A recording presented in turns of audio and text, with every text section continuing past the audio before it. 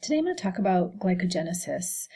When we're in the fed state, so in other words, we've had a meal and we have glucose circulating throughout the body in excess, we need to store that glucose, and the body stores it in the form of glycogen, which is essentially a polysaccharide. So glycogen is found primarily in the skeletal muscle and the liver. It is found in most of the cells in the body, but again, the greatest amounts are in the skeletal muscle and the liver. And I've listed the grams of carbohydrate of which are found as stored glycogen in those two locations. And you can see again, based on the calories, that the majority of that glycogen is stored in the skeletal muscle. We of course have more skeletal tissue than we do liver. And the liver is responsible for maintaining homeostasis of glucose levels. And the skeletal muscle, of course, is for that fight or flight. Way back when we needed to run from a saber tooth on the Serengeti and we had to get up and go, we needed that glycogen to be able to be converted readily to glucose so that we could sprint out of the dangerous situation that we were in. In terms of the glycogenic pathway, there's two different enzymes that play a key role.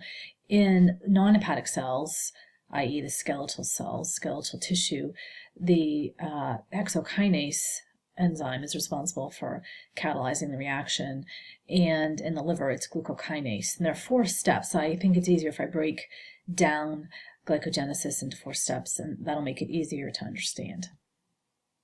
The first step is when glucose, as I was just talking about, which is circulating in your blood because you've just had a very large meal like I have, and you need to funnel that glucose into the storage form, glycogen.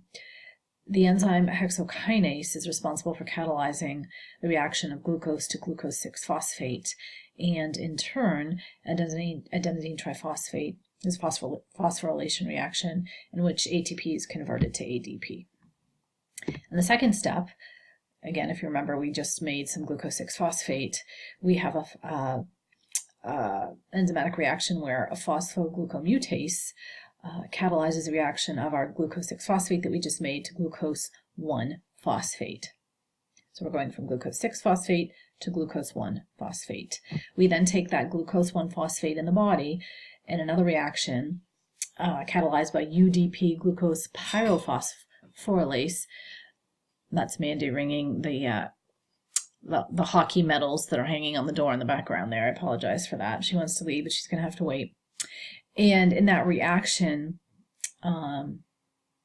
we have the loss of 2 inorganic phosphates. You can see the uridine diphosphate. And we then end up with uridine diphosphate glucose. And the final step involves UDP, uridine diphosphate glucose, which is converted by glucogen synthetase into glycogen, which is the storage form. It's a bit oversimplified, but I think if you think about it in those 4 basic steps, you'll find the remainder of the details that you can fill in from the chapter.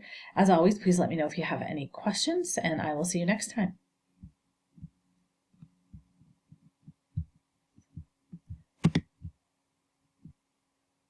Oops, no, stop.